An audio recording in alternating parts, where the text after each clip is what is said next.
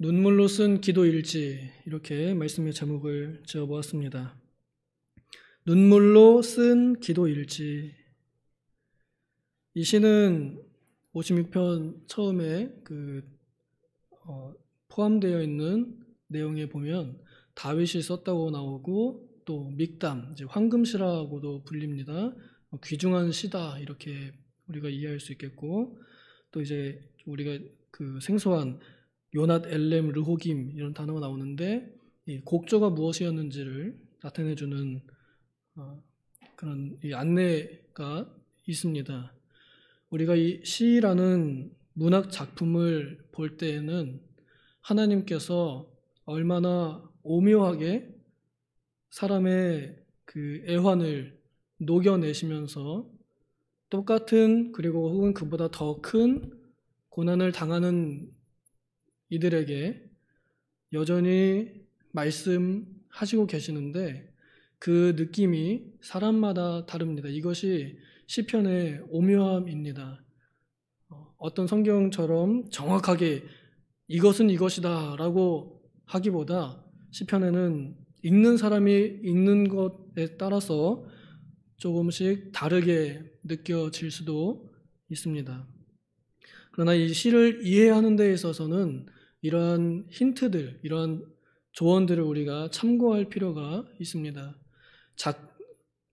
작시자 다윗이라는 것을 우리가 알고 있고, 또 그 시편을 귀중하게 여겼다는 것을 우리가 알고 있고, 그래서 삶에 되게 중요한 진리를 가르쳐준다 교훈받을 수 있겠고, 그 다음에 이 요낫 엘렘 르호김이라는 것은 저 멀리 날아가는 비둘기, 이런 제목의 곡조인데요. 그런 것을 보면서 이 노래가 어떠한 의미를 가지고 있는지 우리가 어느 정도 추측해 볼 수 있습니다. 또 전체적인 내용 흐름을 보면서 이런 노래가 어떠할 때 썼구나라는 것을 알 수 있고, 또 고마운 것은 다윗이 가드에서 블레셋인에게 잡힌 때에라는 이 문구가 들어있기 때문에 성경 기록의 어느 부분인지도 우리는 볼 수 있습니다. 사무엘상 21장에 보면은 다윗이 그렇게 붙잡혔던 내용이 있습니다. 그럼 우리가 다윗 이야기를 하지 않을 수 없겠는데요. 다윗은 믿음이 좋은 소년이었습니다. 어느 날 전쟁터에 심부름 갔다 보니까 적장이 이스라엘 백성들을 막 놀리는데 하나님의 이름을 욕하고 있는 모습을 봅니다. 그래서 의분이 일어난 다윗이 제가 나가서, 아무도 안 났을 때 제가 나가서 저 골리앗을 잡아오겠습니다, 죽이겠습니다 라고 이렇게 나섭니다. 어린아이가, 청소년입니다. 그 아이가 나가서 전쟁터에서 아무도 나서지 못하는 적장을 잡아오겠다고 하니 기가 막힐 일이지만 대안이 없어서 정말로 다윗이 그 전쟁터에 이스라엘군의 대표로 선발되어 나갑니다. 그때 다윗이 유명하게 나는 네가 비방하는 여호와의 이름으로 나아간다 하면서 돌멩이 하나 탁 던져가지고 맞춰서 이기잖아요. 그렇게 해서 다윗이 전쟁 영웅이 되었고, 또 사람들에게 인정받았고, 그래서 왕에게도 인정받으며 좋은 지위를 얻었습니다. 장군이라 불릴 만큼 높은 군사적 지위를 얻었습니다. 그런데 사람들이 다윗은 만만이요 사울은 천천히로다 라고 하는 그 말 한마디에 왕이 이 다윗 소년을 질투해서, 시기해서 다윗을 핍박하기 시작합니다. 처음에는 별로 티가 안 나게 합니다. 야, 너 내 사위 해라. 다윗 입장에선 좋은 거 아니에요? 왕의 가문에 들어가는 겁니다. 그러니 저는 아무것도 가진 게 없는데요. 야, 괜찮아. 저기 그 블레셋 사람들에게서 귀고리를 좀 뺏어와. 그러면 내가 그걸로 퉁쳐줄게. 이렇게 합니다.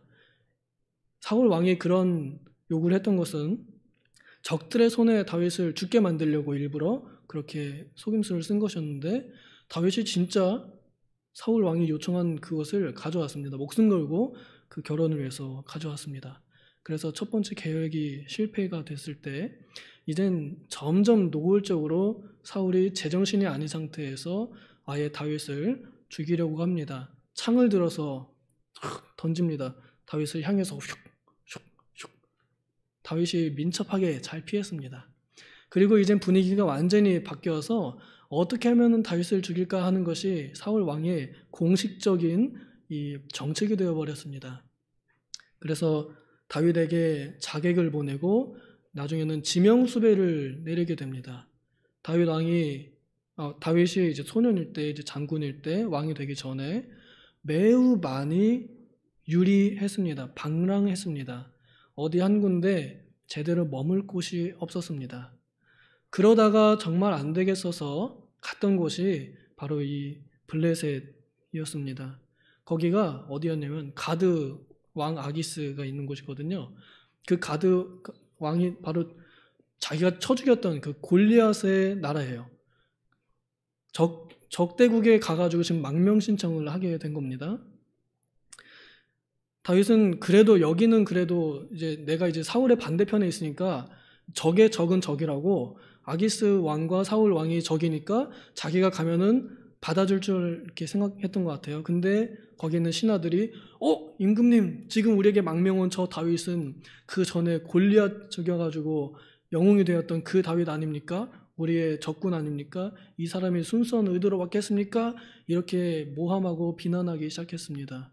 그런 분위기를 알아챈 다윗이 했던 행동은 문을 막 긁으면서 미친 채를 했습니다.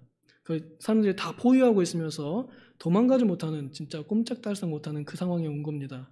그런데 살기 위해서 그가 했던 인간적인 생각은 이러면서 침 질질 흘리는 미친 척을 한 겁니다. 제가 더 실감나게 하고 싶지만 체면이 있어서 어쨌거나 문을 막 긁으면서 막 이러면서 그런 모습을 보여줍니다. 그러니 그 왕이 보면서 쟤는 죽일 필요도 없다, 내보내라, 왜 저런 미치광이를 나한테 왜 또 데려왔냐 이러면서 이렇게 내보내면서 살아난 적이 있습니다. 그때 다윗이 썼던 얘기입니다. 마지막으로 자기 본국에 있을 수가 없어서 마지막으로 정말 기대를 걸고 갔던 최악의 장소가 적대국입니다. 거기서 망명하면 그래도 목숨은 건질 줄 알았는데 거기서조차 쫓겨났습니다. 그래서 다윗이 나의 유리함을 주께서 계수하셨사오니 라고 이렇게 말할 수 있었던 것입니다. 나의 방랑함을, 나의 이 눈물 골짜기 길을 주께서 아십니다. 이렇게 말할 수 있었습니다. 오늘 우리들이 걸어가고 있는 이 길, 시편 84편 6절에 눈물 골짜기라고 이렇게 표현되어 있습니다. 우리가 걸어가는 길이나 다윗이 걸어가는 길이나 그렇게 크게 차이 없는 것 같습니다. 눈물 없이는 걸어갈 수 없는 그런 길을 우리가 걸어가고 있습니다. 지금 우리에게 닥쳐있는 이 상황이 정말 이렇게까지 힘든 적이 있었을까? 그런 생각이 들 만합니다. 저도 이 교회 온 지 이제 한 6년 넘었는데 이렇게까지 환난이 많고 이렇게까지 눈물 없이 지낼 수 있는 때가 있었을까? 그런 생각을 해봅니다. 일단 전염병 때문에 우리가 많은 분들이 외로움 속에 사무치고 또 경제적인 타격으로 정말 힘들고 정말 말할 수 없습니다. 그리고 시간이 지나감에 따라 없던 병들이 생겨나고 또 도사리고 있던 아픔이 점점 번져와서 내 목 밑까지 치고 올라오는 그런 위험한 상황도 맞이하고 또 사랑하는 이들을 많이 보내었고 또 보낼 처지에 놓여 있는 것을 보면서 참 우리들의 인생이 그렇게 방랑길 같이 어디 한 군데 마음 둘 곳 없이 너무나 외롭고 너무나 처량한, 그래서 멀리 날아가는 비둘기 같은 그러한 모습으로 우리가 인생을 날아가며 살아가고 있지 않은가 생각이 듭니다. 그런데 이것을 하나님께서 계수하셨사오니 라고 이렇게 말합니다. 하나님께서 나의 이렇게 처량하게 날아가는 모습을 아시오니, 보시오니, 헤아리시오니 이렇게 고백하고 있는 것입니다. 쉽게 말하면 하나님, 내 길 아시죠? 하나님만이 나의 이 고난을 아십니다 라고 이렇게 말하고 있습니다. 그래서 다윗이 시편 139편 우리가 참 유명하게 나보다 나를 더 잘 아시는 주님 하는 그런 찬송을 불렀던, 나의 눕고 일어섬을 아시고 나의 생각과 나의 말을 하기도 전에 다 아십니다. 하나님이 나를 아십니다 라고 합니다. 사람들은 나의 슬픔을 온전히 다 이해하지 못합니다. 제가 우리 성도님들의 어떤 이 안타까운 소식들을 들을 때마다 정말 너무나 마음이 아프고 정말 참기 힘들어요. 오늘도 어떤 권사님 집에 가서 잠깐 기도하려고 기도하는데 눈물 막 가립니다. 그분들이 지금 계시는 그 모습이 너무나 참 힘들어 보이거든요.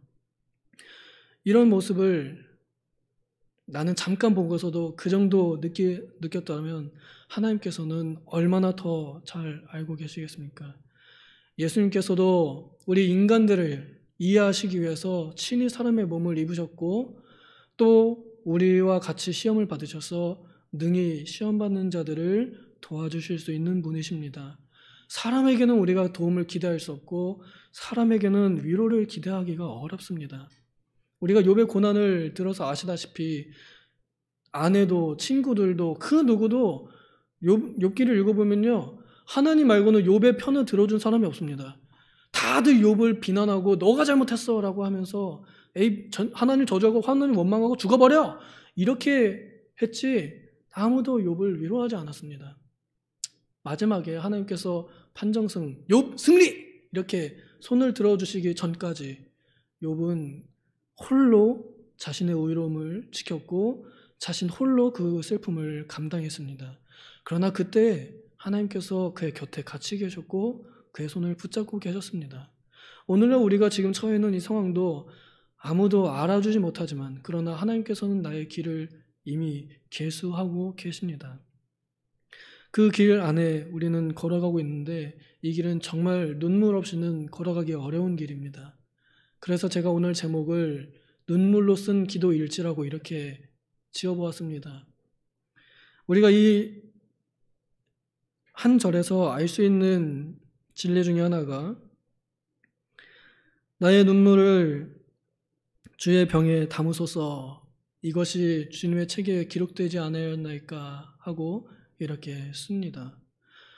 이것이 진리가 아니라면 하나님께서 기록하시거나 또 하나님의 말씀이다 라고 주지 않으셨을 것입니다.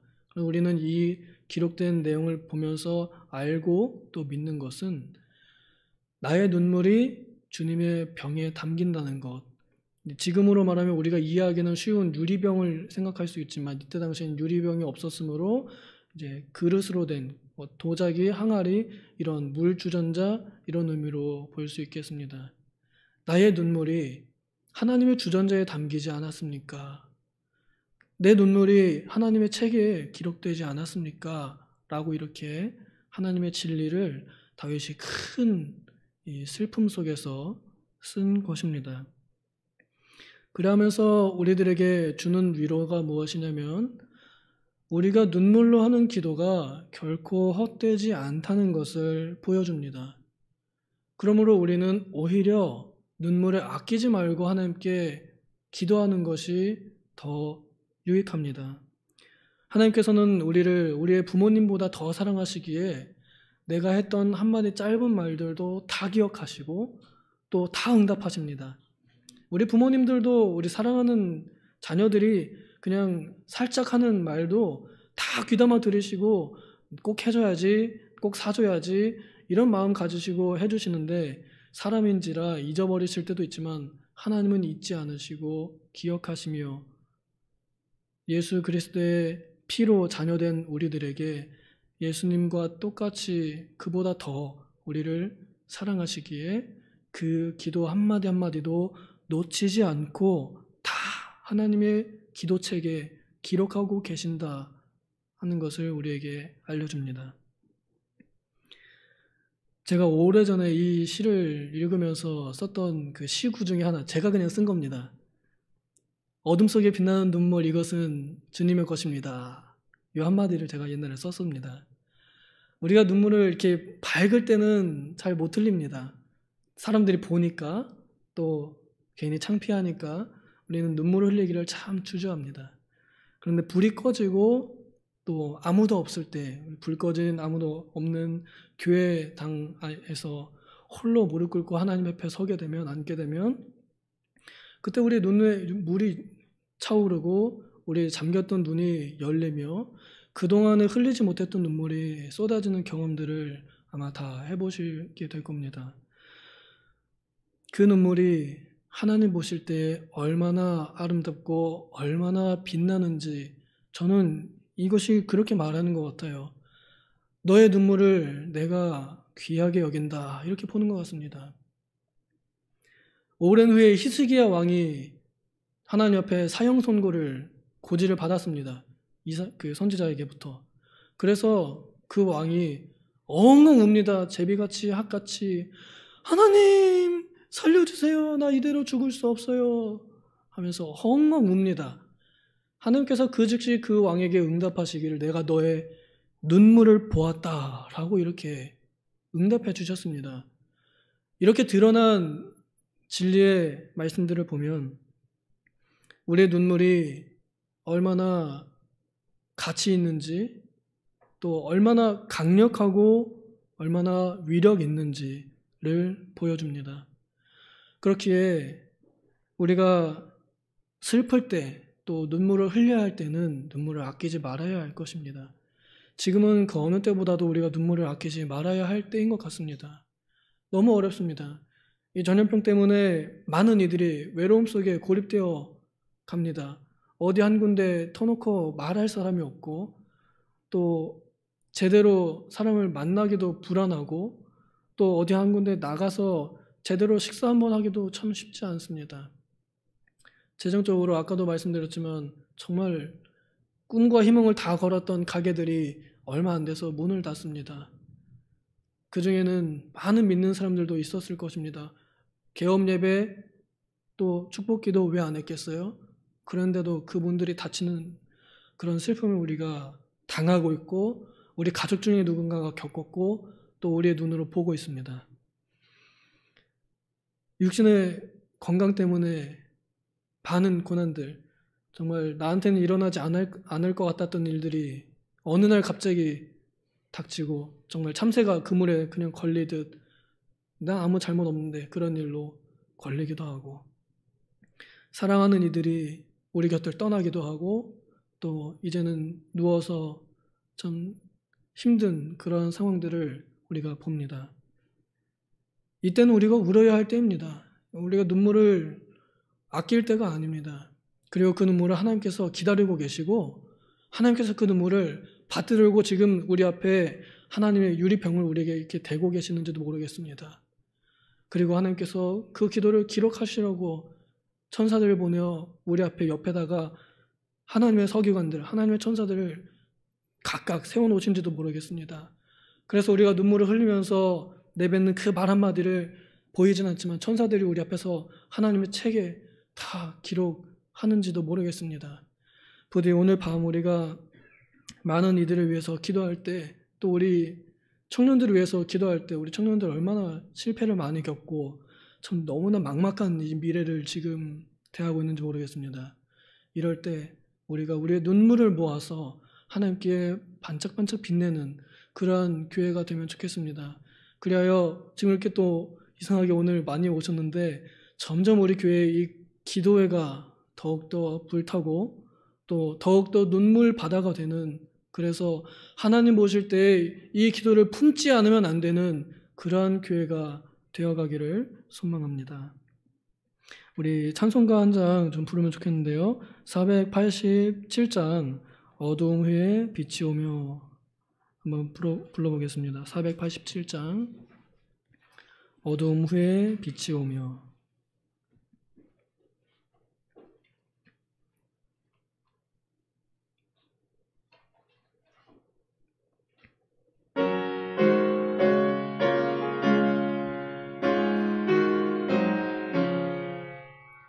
어두움 후에 빛이 오며 바람 문 후에 잔잔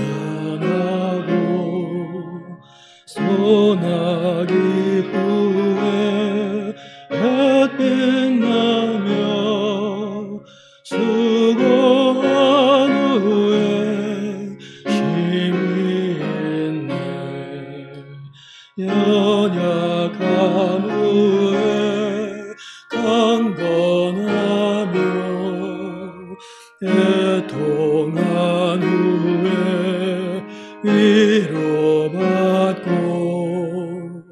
눈물 난 후에 웃음 있고 씨 뿌린 후에 주수하네 괴로움 후에 평안하고 슬퍼한 후에 기쁨 있고 멀어진 후에 가까우며 고독한 후에 친구 있네 고생한 후에 기쁨 있고 십자가 후에 영광 있고 죽음 온 후에 영생하니 이러한 도가 진리로다. 아멘. 전도서 3장 4절에 보면은 울 때가 있고 웃을 때가 있으며 슬플 때가 있고 춤출 때가 있다 하는 말씀이 있습니다. 우리가 울 때가 있으면 웃을 때가 올 것입니다. 우리가 슬플 때가 있으면 기쁨으로 춤출 날이 올 것입니다. 하나님께서 그러한 날을 주실 것이기에 그리고 그것을 주님께서 기대하고 계시고 또 기뻐하고 계시기에 오늘 우리는 울어야 합니다. 잠시 제가 기도하겠습니다.